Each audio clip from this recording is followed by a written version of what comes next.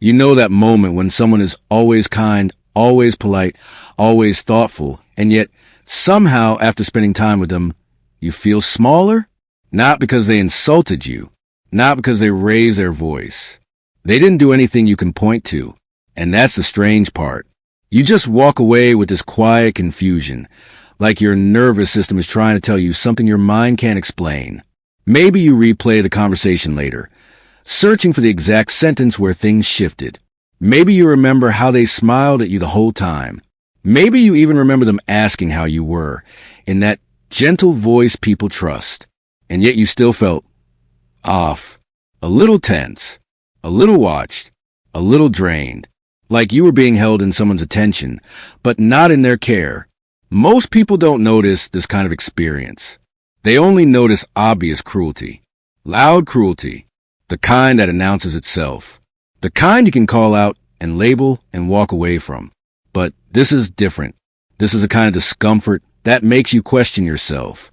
Because how you explain feeling unsafe around someone who's technically being nice? And if you felt this before, there's a chance you've also felt guilty about it. Like you're ungrateful. Like you're too sensitive. Like you're imagining things. Like the problem must be you. Because everyone else seems to adore them. And maybe that's the most isolating part of all. When society talk about harmful people, it usually imagines someone cold, aggressive, obvious. Someone who is openly selfish, openly cruel, openly manipulative. But there's another type, a quieter type. Someone who looks emotionally safe on the outside, and yet create emotional damage that takes longer to notice, and even longer to recover from. And when people try to describe it, they often do it in extremes. They call them fake. They call them toxic. They call them a narcissist. They call them a monster. But those labels rarely capture what's really happening. Because many of these people aren't villains. They're not always malicious. They're not always aware. They're often just trained. Trained to survive in a certain way. Trained to stay in control. Trained to be liked. And trained to never be truly vulnerable. And that training can make someone very pleasant and very dangerous at the same time. This is a psychology of people who are nice, but emotionally dangerous. And it's one of the most misunderstood patterns in human behavior, because it hides inside what society rewards most: politeness, charm, emotional restraint, and being easy to be around. But there's more going on here than people realize, because niceness isn't always warmth. Sometimes niceness is a strategy. Sometimes niceness is a mask the nervous system learned to wear. And sometimes niceness is the safest way a person knows how to control their environment without ever looking like they're controlling it. To understand this, you have to separate two things that people confuse all the time: niceness and emotional safety. Niceness is behavior. Emotional safety is an atmosphere. Niceness is what someone says. Emotional safety is what your body feels around them. And the nervous system is surprisingly honest about this, even when the mind is still trying to be fair.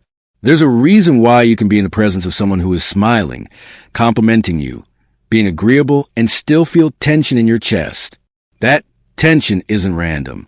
It's your body detecting something subtle: unpredictability, emotional control, lack of empathy, hidden judgment, or conditional approval.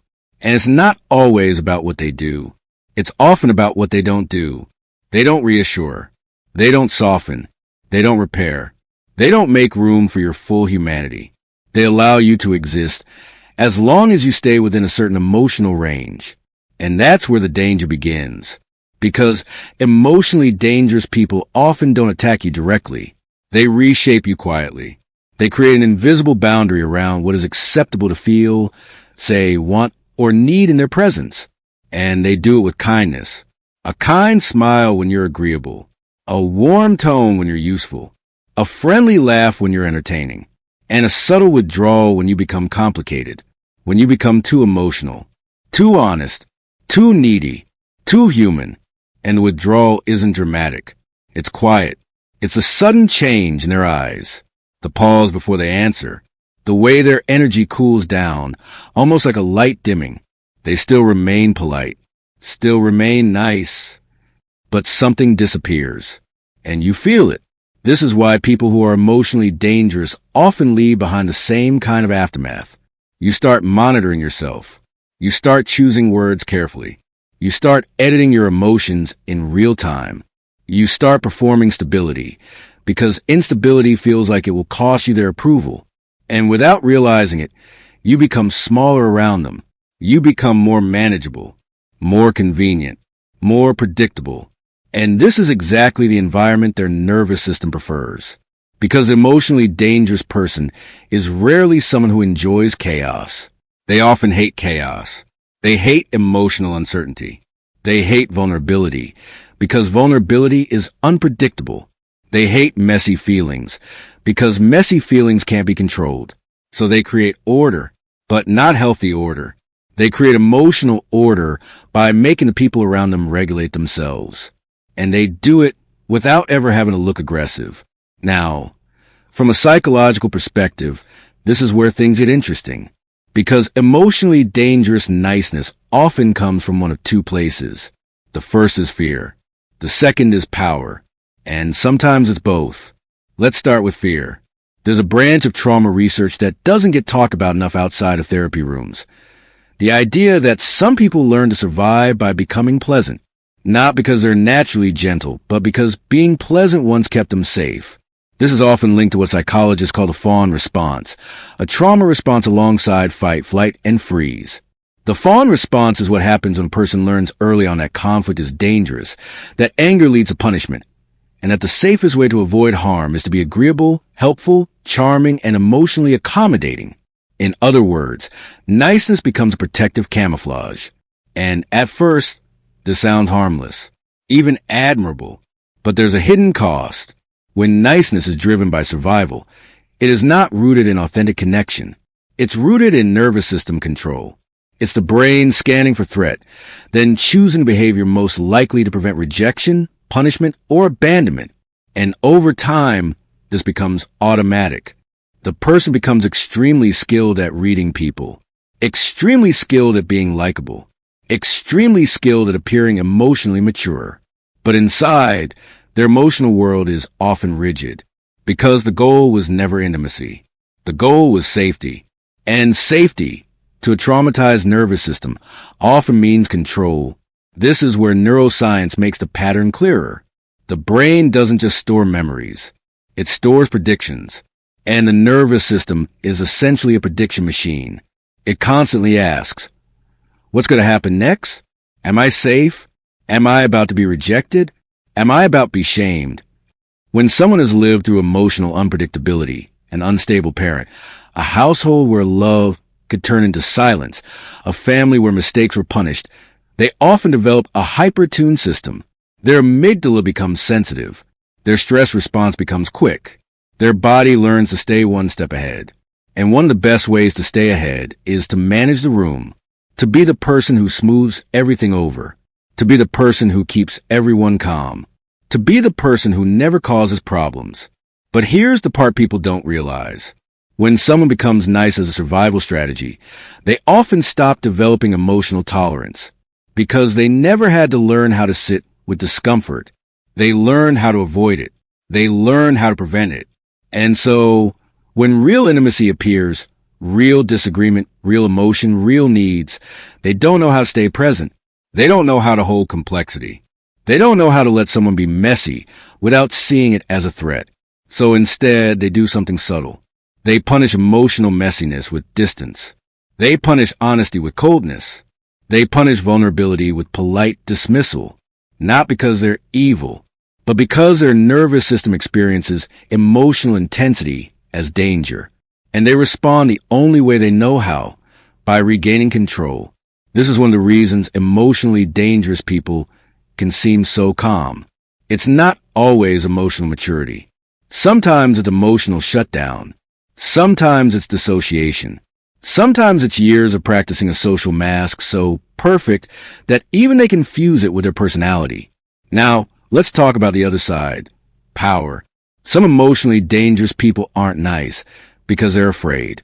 They're nice because niceness is useful. Because being openly cruel costs too much. Because charm gives them access. because politeness earns them credibility, because kindness makes them untouchable. And when someone uses niceness as a social weapon, it becomes a kind of emotional manipulation that doesn't feel like manipulation at all, because they never demand, they imply, they never insult, they joke, they never control you. They just make you feel guilty when you don't do what they want. They never tell you you're wrong. They just act disappointed. And disappointment is powerful, because disappointment makes you work harder to earn their warmth back. It makes you perform. It makes you explain yourself.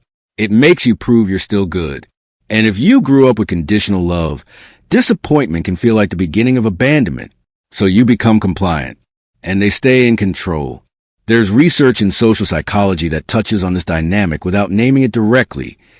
People respond more strongly to subtle social exclusion than to overt aggression, because overt aggression is clear. Subtle exclusion is ambiguous, and ambiguity makes the brain obsess. When you don't know what you did wrong, your mind starts searching for answers. It starts overanalyzing your words. It starts scanning their tone. It starts trying to restore the connection. And that's exactly what emotionally dangerous people often rely on. They create uncertainty. Then they become the only person who can resolve it. They become the judge and the reward at the same time. And again, they do it with niceness. This is why emotionally dangerous niceness can be so addictive, because it's intermittent. It's warm sometimes. It's cold sometimes. And your nervous system becomes trained to chase the warmth. This is not just a psychological idea. It's behavioral conditioning. It's the same mechanism behind gambling addiction. Unpredictable rewards create stronger attachment than consistent rewards. When affection is unpredictable, the brain pays more attention. It tries harder. It invests deeper. And if you've ever been in a relationship or friendship where you felt constantly confused but still attached, this might be why. Because emotionally dangerous people don't always give love. They give access. They give approval. And approval feels like love when you've been starved of safety. Now, it's important to say something clearly here. Not everyone who is nice but emotionally harmful is doing it intentionally. Many people genuinely believe they are good. They genuinely believe they are kind.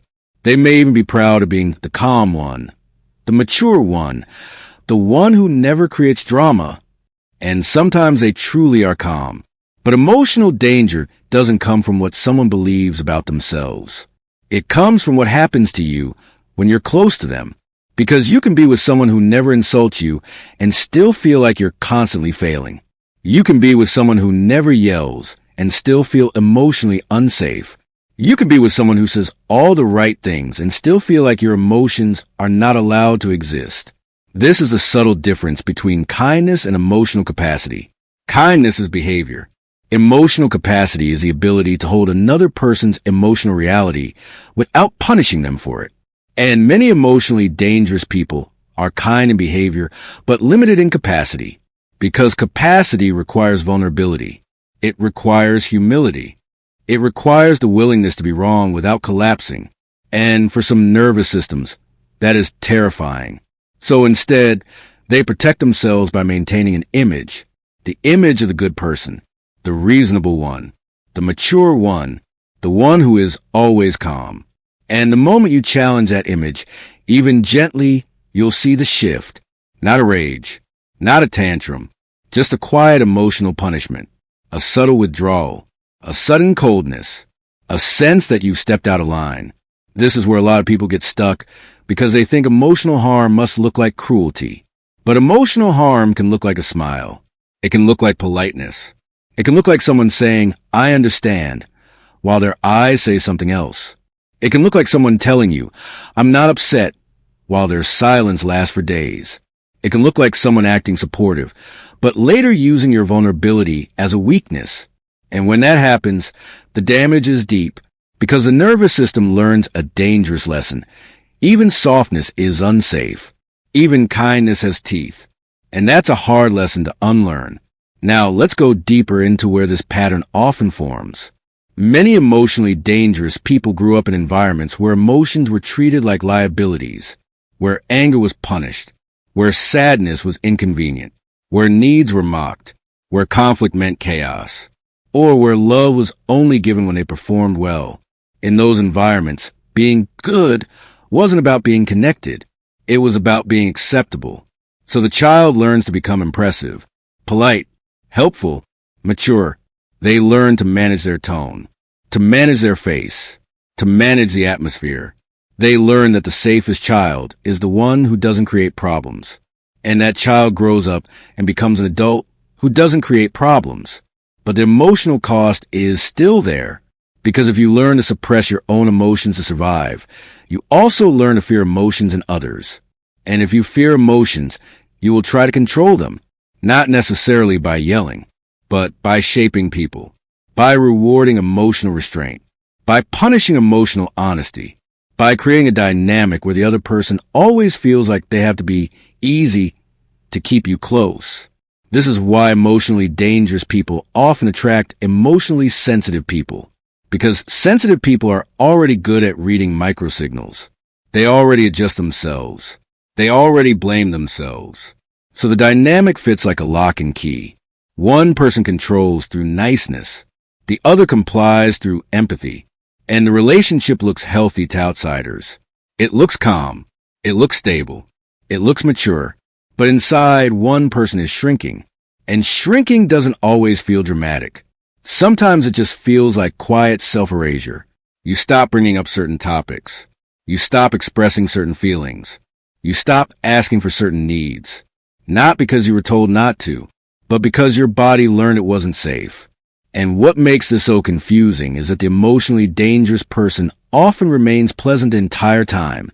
They never become the villain. They remain likable. And this is why so many people stay trapped in these dynamics longer than they should. Because leaving feels irrational. Leaving feels like overreacting. Leaving feels like you're the problem. How do you explain that someone is hurting you when they're always nice? How do you justify your discomfort when you can't list obvious offenses?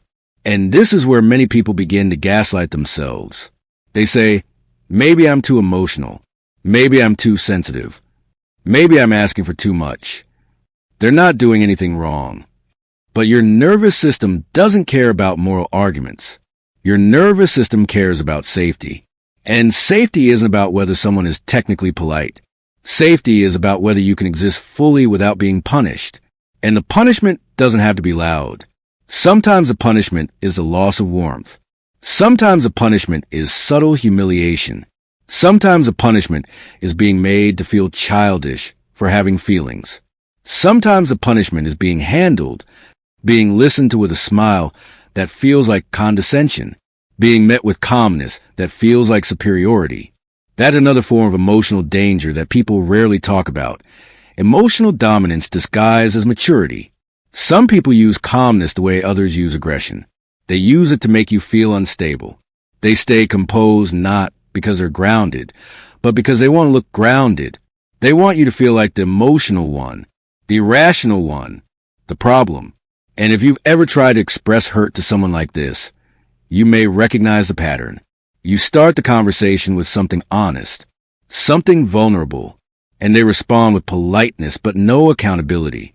They might say, "I'm sorry you feel that way," or "I didn't mean it like that," or "You're overthinking," or "You're reading too much into it." They never get angry. They never explode. They just subtly deny your reality. And you leave the conversation feeling embarrassed for even bringing it up. That's emotional danger. Not because it's dramatic, but because it teaches you to distrust your own perception. It makes you feel like your emotions are unreliable. It makes you question your instincts. And once someone has that power over you, they don't need to control you directly. You control yourself. And this is where the story becomes even more paradoxical. Because many emotionally dangerous people truly believe they are protecting others. They believe they are being the stable one. They believe they are being the rational one. They believe they are being the good one. And sometimes they are.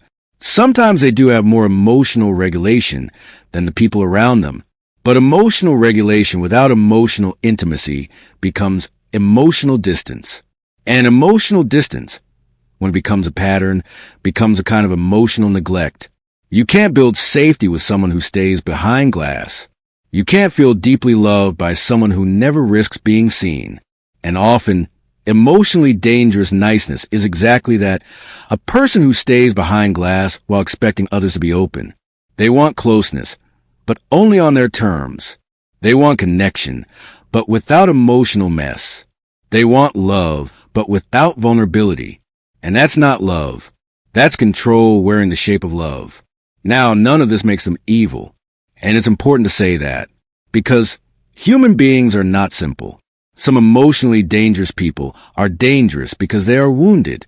Some are dangerous because they are defensive. Some are dangerous because they never learned emotional responsibility. Some are dangerous because they were rewarded for being charming instead of being honest. And some are dangerous because they never had to face the consequences of their emotional impact. They were always forgiven, always excused, always protected by their likability. But the impact remains the same. The people close to them often feel confused, tense, and quietly exhausted. And the most common emotion in relationships with these people isn't anger. It's doubt. Doubt in yourself. Doubt in your instincts. Doubt in what you felt. Because the harm is invisible. Now, let's neutralize the judgment here, because this topic can easily turn into blame. Being emotionally dangerous doesn't always mean someone is intentionally harmful. It often means their emotional system is built around protection rather than connection. It means they learned that being liked was safer than being real. It means they learned that control was safer than intimacy. And that isn't better or worse than other patterns. It's simply a different adaptation. Different nervous systems choose different survival strategies. Some people become loud and demanding. Some people become quiet and pleasing. Some become distant. Some become chaotic. And none of these are good or bad in a moral sense. They're just the shape the body took in order to survive. But there is still a cost. And that cost is usually paid by the people who try to love them. Because when niceness is used as armor, it can become emotionally sharp. And this is the paradox that most people miss.